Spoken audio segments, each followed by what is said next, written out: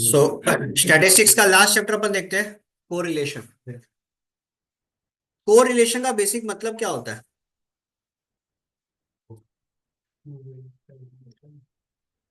Studying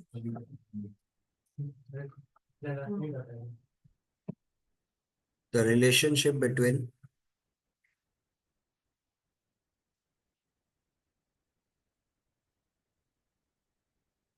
two variables.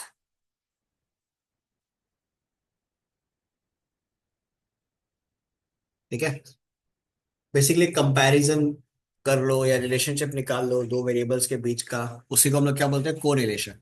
आज तक जो भी जैसे हम लोग पढ़ते हुए आया है, समझ लो किसी जगह पे हम लोग अरिथमेटिक मीन निकालता था, geometric mean, harmonic mean, standard deviation, कुछ भी जो निकालता था वहां पे सिंगल सेट ऑफ वेरिएबल्स रहता था। समझ लो एक्स सेट ऑफ ऑब्जर्वेशंस रहता था, और इसी का हम लोग arithmetic mean, geometric mean, standard deviation जो भी निकालना होता था निकाल लेते थे। अब आपके पास क्या होगा? दो सेट ऑफ डेटा रहेगा, एक एक्स सेट ऑफ डेटा और एक Y set of data.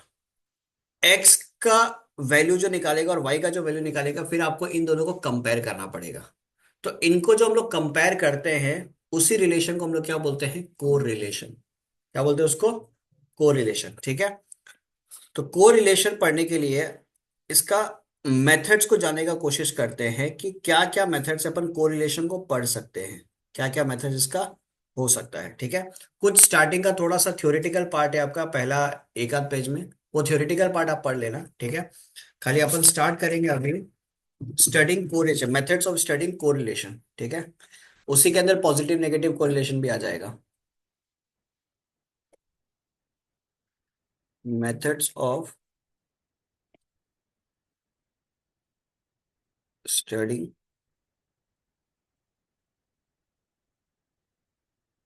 Correlation. तो पहला मेथड अपन पढ़ेंगे स्कैटर डायग्राम।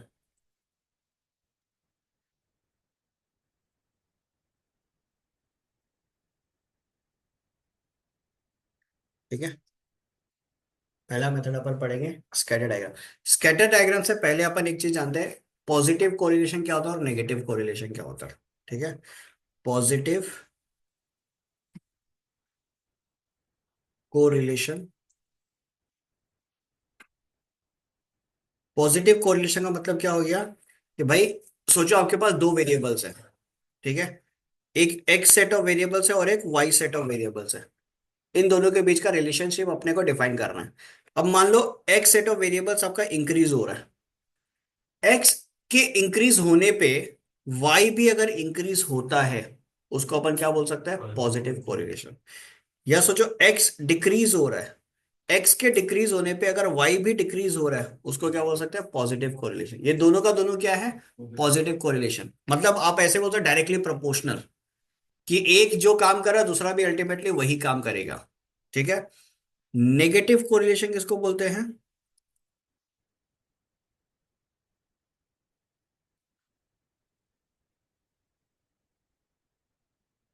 नेगेटिव कोरिलेशन किसको बोलते हैं? एक्स इंक्रीज हो रहा है तो वाई क्या होगा? डिक्रीज। एक्स डिक्रीज हो रहा है तो वाई क्या होगा? इंक्रीज। आया बात समझ में? कोई दिक्कत इसके अंदर? डिमांड और प्राइस का एग्जांपल ले सकते हो। पॉजिटिव के अंदर आप ये सोच सकते हो कि ठंड आ गया, ठंड के आने के वजह से विंटर वेयर्स का सेल बढ़ जाएगा। एक दूसरे पे क्या है? Positive correlation. ठीक है, अब अपन आते हैं असली चीज पे जो है स्कैटर डायग्राम। ठीक है, अब अगर स्कैटर डायग्राम से पहले एक और चीज बता देता कि जो आपका कोरिलेशन होता है, कोरिलेशन चैप्टर के अंदर अपन एक वैल्यू के ऊपर काम करते हैं। ठीक है, उस वैल्यू को बोलते हैं कोरिलेशन कोएफिशिएंट, जो आर से रिप्रेजेंट किया जाता है। कोरिलेशन कोएफिशिएंट, पूरा चैप्टर के अंदर इसी के ऊपर अपन वर्क करेंगे। ठीक है, ये जो आर का वैल्यू है वो लाई करता -1 और 1 के बीच में। -1 और 1 के बीच में ये आर का वैल्यू लाई करेगा। ठीक है, where -1 and 1 both are what? Included. ठीक है, अगर आर का वैल्यू एग्जैक्टली 1 के बराबर हो गया, इसको बोलेंगे परफेक्टली पॉजिटिव कोरिलेशन। ठीक है। आर का वैल्यू अगर -1 के बराबर हो गया, इसको बोलेंगे परफेक्टली नेगेटिव कोरिलेशन। आर का वैल्यू 0 से बड़ा हो गया, इसको बोलेंगे पॉजिटिव कोरिलेशन। आर का वैल्यू 0 से छोटा हो गया, तो इसको बोलेगा नेगेटिव कोरिलेशन। ये कहानी समझ में आ रहा सबको?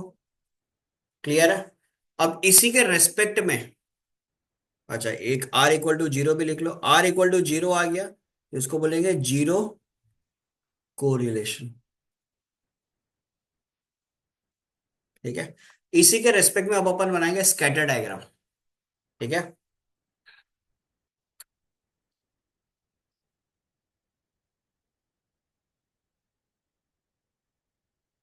अगर ऐसा कोई सिनेरियो रहा, ठीक है, ये जो लाइन आपके पास है, ये क्या है, ऊपर की तरफ जा रहा है। तो यहां पे सिनेरियो किसका बन रहा है? r > 0 का बन रहा है। तो ये बेसिकली क्या, कैसे मूव कर रहा है? From bottom left to upper right. Check कर लो, from bottom left to upper right. ठीक है। अगर पार्शियल लाइंस ऐसे बनता है और वो ऊपर की ओर जा रहा होता है, तो उसको अपन क्या बोलते हैं? Positive correlation. This is what positive correlation. देखो, जो स्कैटर डायग्राम होता है उसमें कैलकुलेशंस कुछ नहीं होता, सिर्फ डायग्राम है, इसलिए उसका नाम ही डायग्राम है, स्कैटर डायग्राम। ठीक है, फैला हुआ।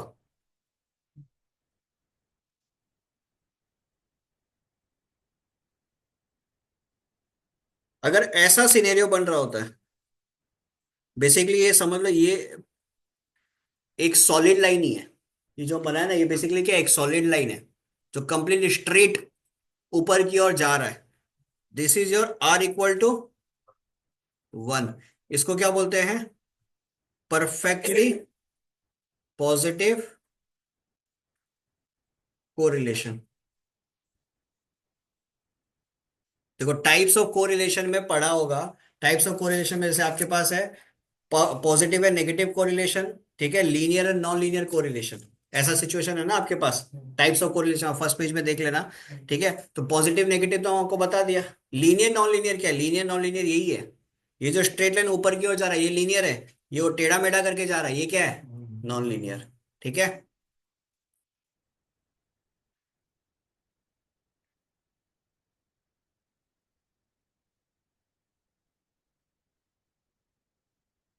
ऐसा कोई सिनेरियो आपके पास बना हुआ है, ठीक है, तो ये क्या हो गया? r <0, तो इसको क्या बोलेंगे? Negative correlation. ठीक है।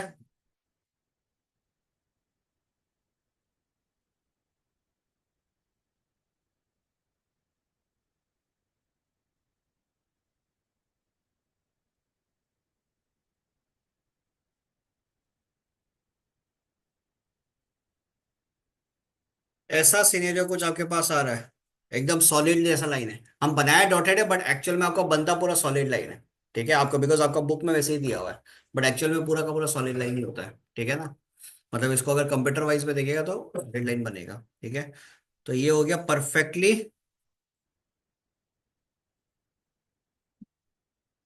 नेगेटिव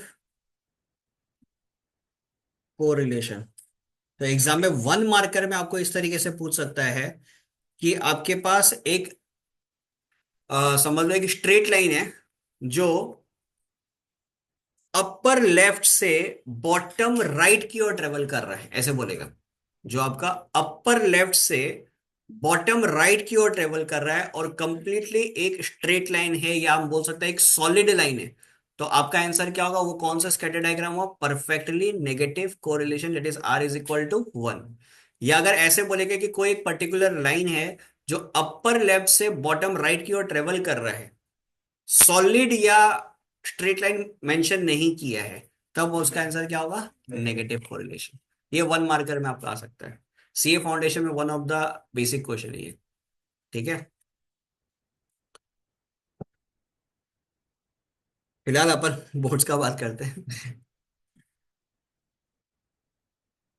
चलो, अगर ऐसा सिनेरियो कुछ बन गया,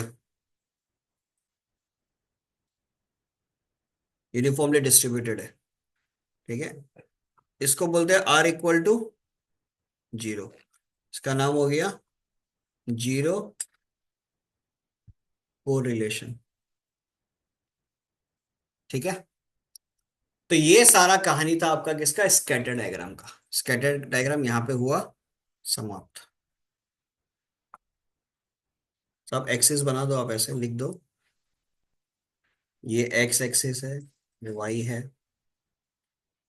ये एक्स है।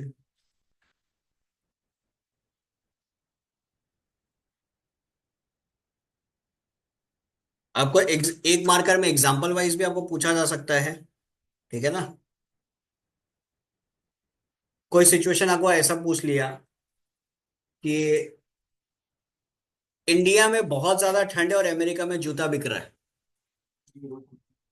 इसके बीच में किसी भी प्रकार का कोई रिलेशन है, नहीं है, तो this is what, zero correlation. Zero correlation का एक और नाम दिया गया spurious correlation. Spurious, SPURIOUS, spurious correlation.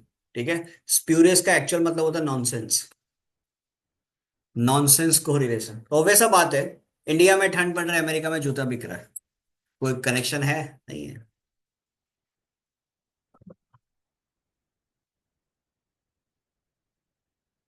Merits demerits आप लोग पढ़ लेगा। मेरिट्स का it can be easily understood and interpreted. आराम से आपको समझ में आएगा, इंटरप्रेट आराम से कर सकते हो। The values of extreme item does not effect the result. कितना ही एक्सट्रीम में तुम्हारा वैल्यूज हो, वो पूरा रिजल्ट को कोई इफेक्ट नहीं करेगा, बिकॉज आपको तो सिर्फ लाइन देखना है कैसा जा रहा है। ठीक है।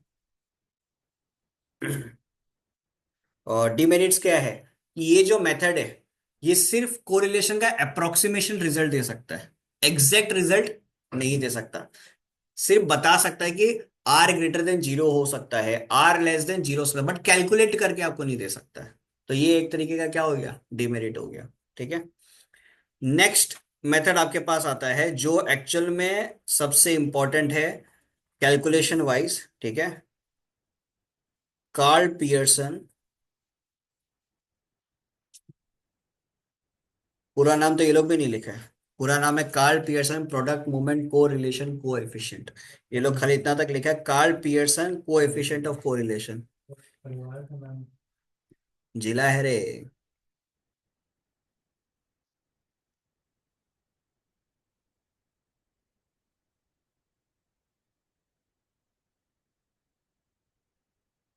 ठीक है, अब ये जो मेथड है ना, इसके थ्रू आप एक्चुअल में कैलकुलेट करोगे आर का वैल्यू, कि आर का एग्जैक्ट वैल्यू क्या है। आर अगर यहां पे अगर आर का वैल्यू पॉजिटिव आ गया तो आप डायरेक्टली इन्फर कर सकते हो कि भाई ये पॉजिटिव कोरिलेशन है।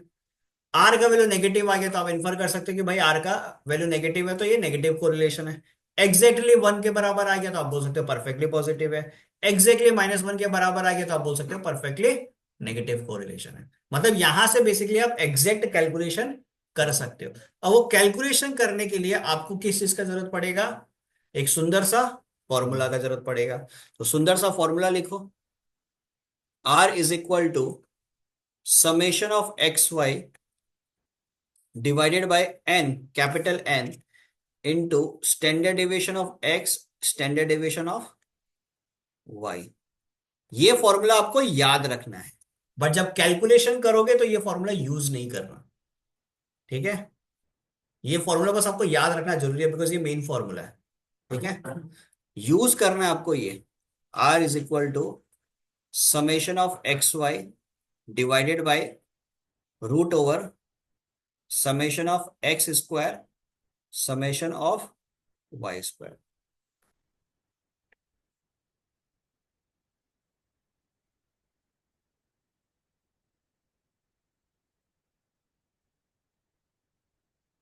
Because standard deviation of X जो होता है ना, वो हो गया root over summation of X square divided by N, standard deviation of Y हो गया।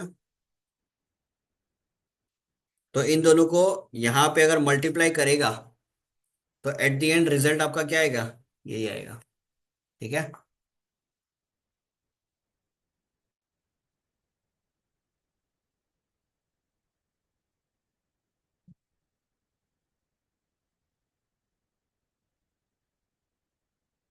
डन। कोई दिक्कत?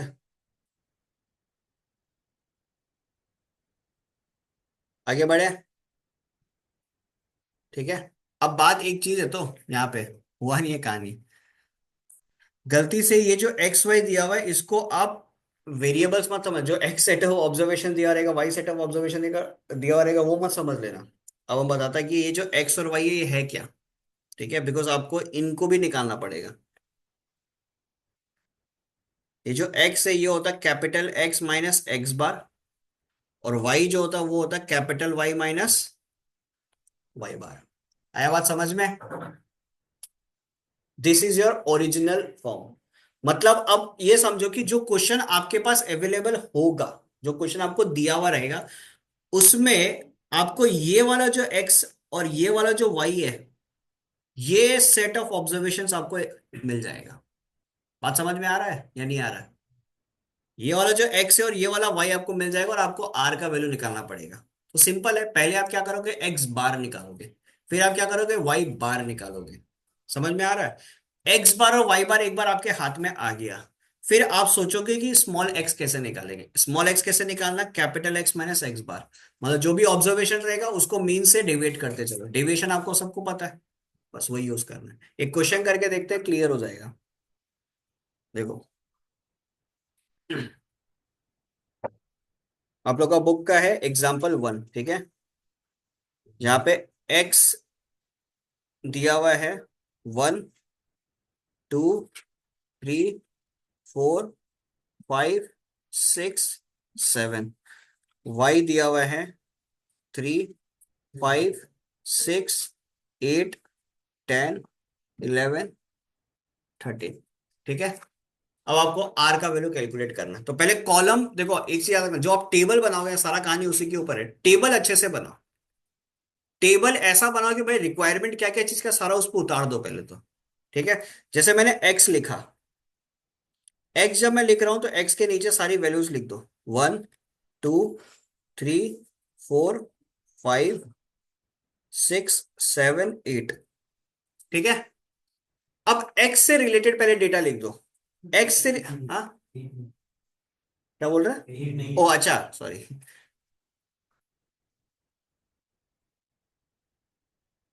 अब एक्स से रिलेटेड पहले आप डेटा लिख दो। समझ में आ रहा है? एक्स से रिलेटेड आप पहले डेटा लिख दो। एक्स से रिलेटेड डेटा क्या हो गया, एक्स माइनस एक्स बार। फिर आपको रिक्वायरमेंट क्या चीज का था, देखो एक बार एक्स स्क्वायर का था, तो एक कॉलम बना दो आप एक्स स्क्वायर का।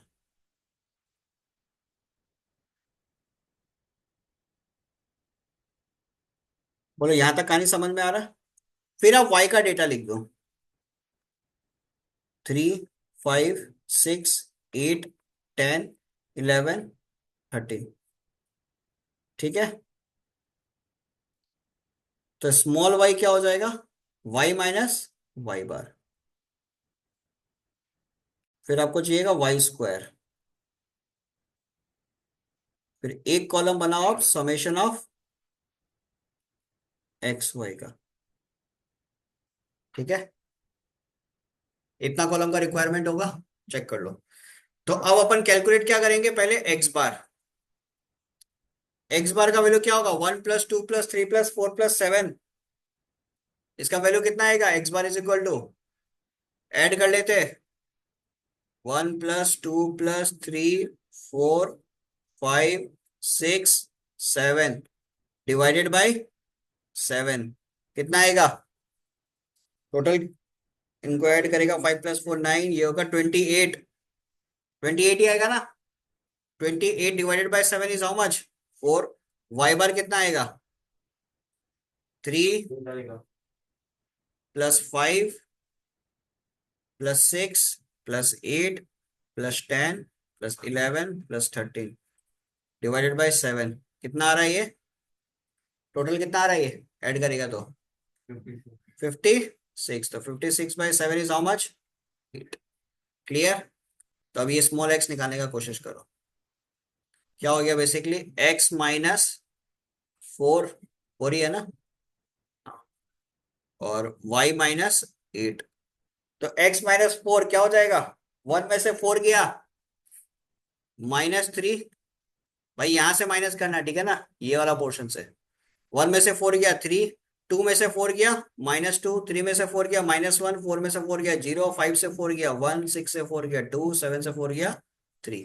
इनका स्क्वायर कर दो, -3 का स्क्वायर 9, -2 का स्क्वायर 4, -1 का स्क्वायर 1, 0 का स्क्वायर 0, 1 का स्क्वायर 1, 2 का स्क्वायर 4, 3 का। क्लियर?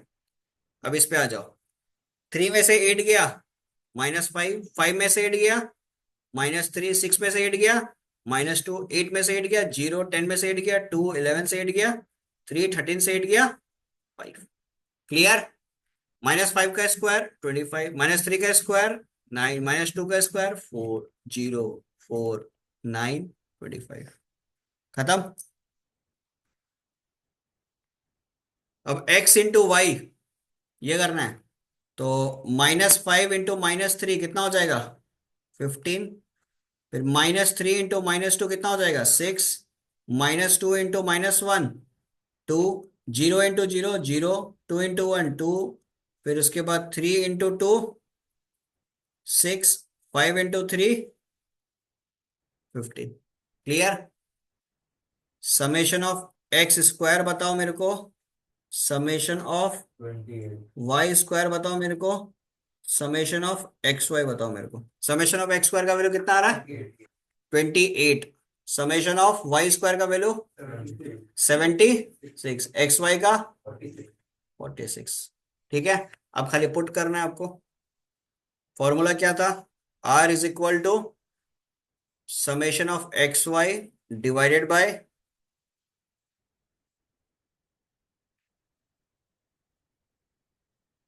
तो समेशन ऑफ एक्स वाई का वैल्यू कितना, 46। समेशन ऑफ एक्स स्क्वायर का वैल्यू कितना, 28 इंटू 76। तो बस इसको सॉल्व कर लो। 2 1 2 का तो स्क्वायर रूट नहीं बनता। परफेक्ट, उससे निकाल लो, लॉन्ग डिवीजन मेथड से, लॉन्ग डिवीजन मेथड से निकाल के कर दो। ठीक है, लॉग से नहीं होगा। किससे, लॉग लॉग टेबल कौन देगा तुमको इसके लिए, एग्जाम में लॉग टेबल नहीं ले। मुश्किल है, लॉग टेबल तो लेके जाएगा ना। ले जाने देगा।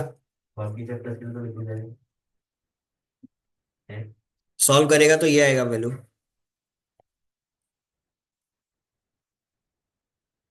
So this will be your required answer.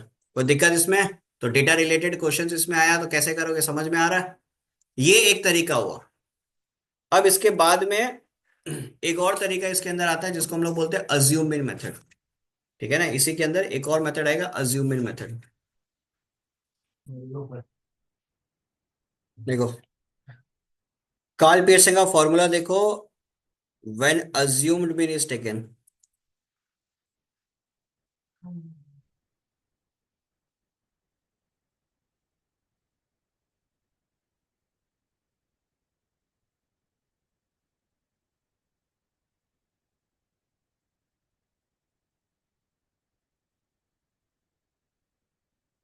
Are is equal to summation of D X D Y minus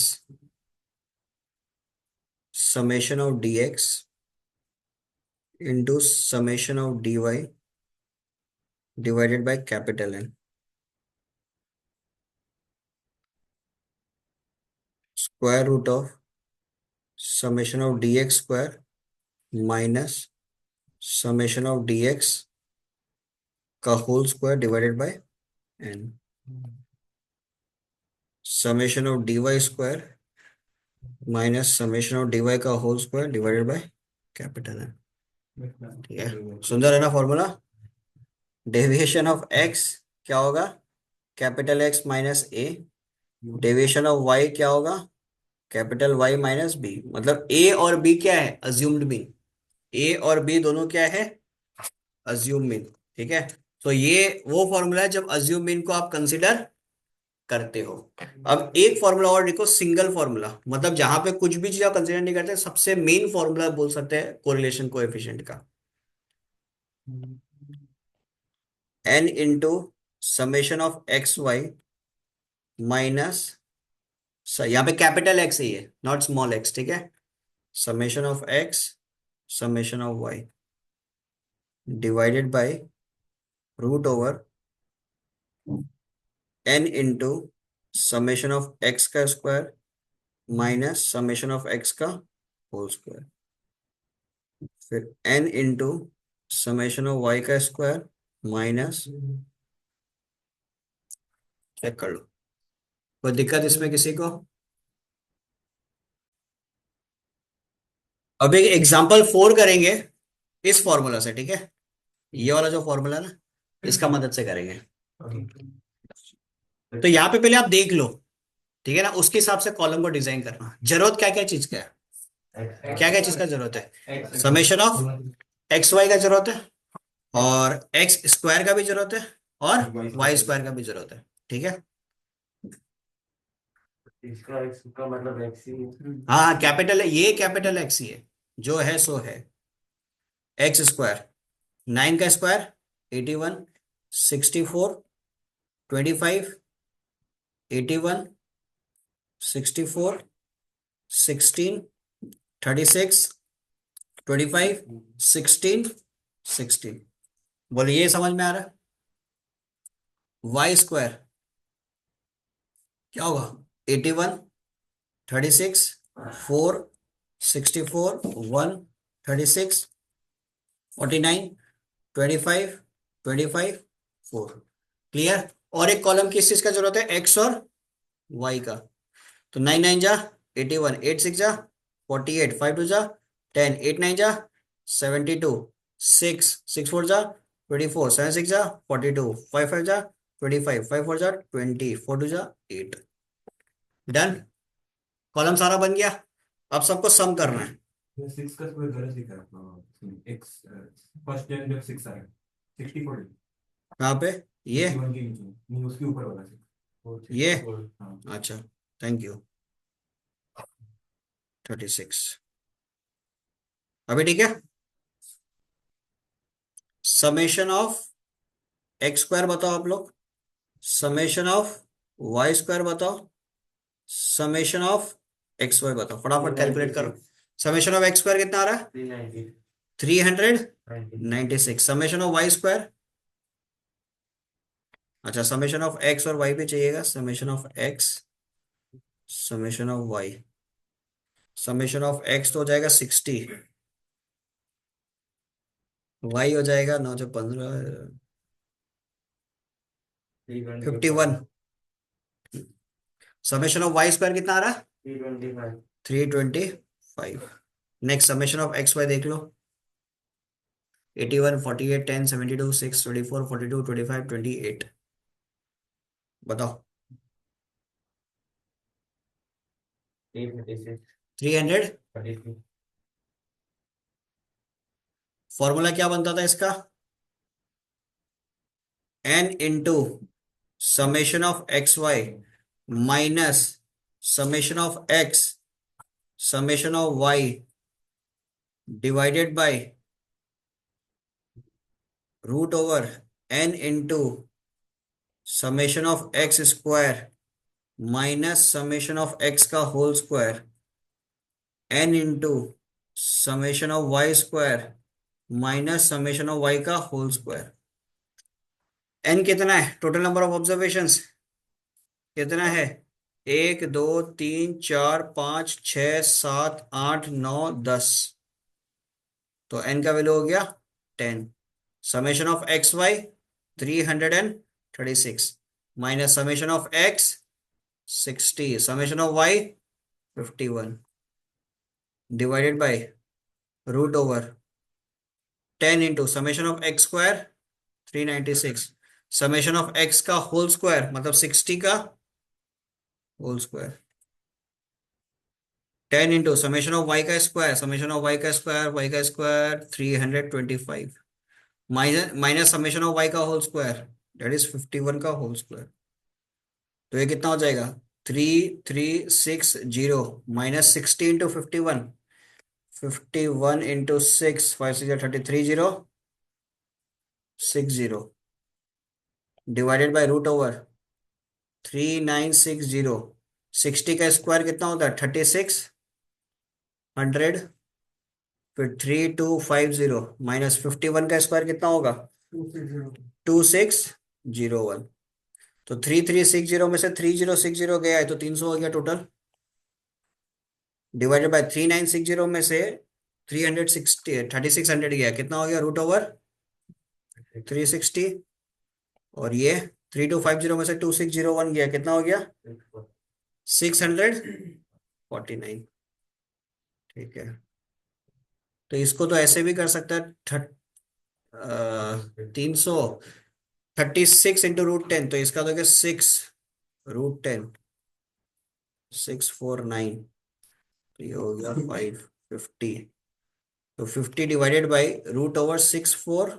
ये समझ में आया ना हम क्या किया, 360 था, इसको 36 × 10 कर दिया, तो 36 परफेक्ट स्क्वायर है तो 6 बाहर निकाल दिया, √10, √10 और इसको मल्टीप्लाई कर दिया, तो 6490। तो 6490 का वैल्यू आपको निकालना है, √6490 का वैल्यू आपको निकालना है। ठीक है, √6490 क्या होगा, 80 कुछ आएगा। हम्म 80 भी ना आया जीवन में।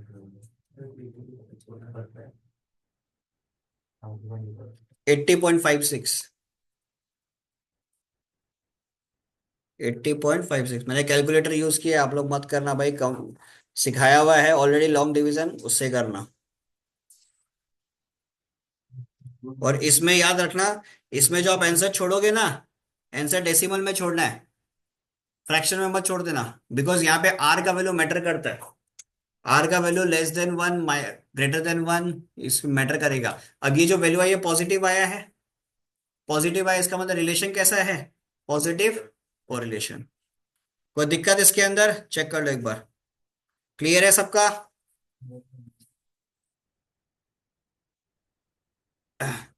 एक क्वेश्चन अपन अगला क्लास के अंदर इसके ऊपर भी करेंगे, डेविएशन के ऊपर भी करेंगे। ठीक है, और अगला क्लास में एक टॉपिक और बाकी है, वो कंप्लीट हो जाएगा, that is rank correlation coefficient.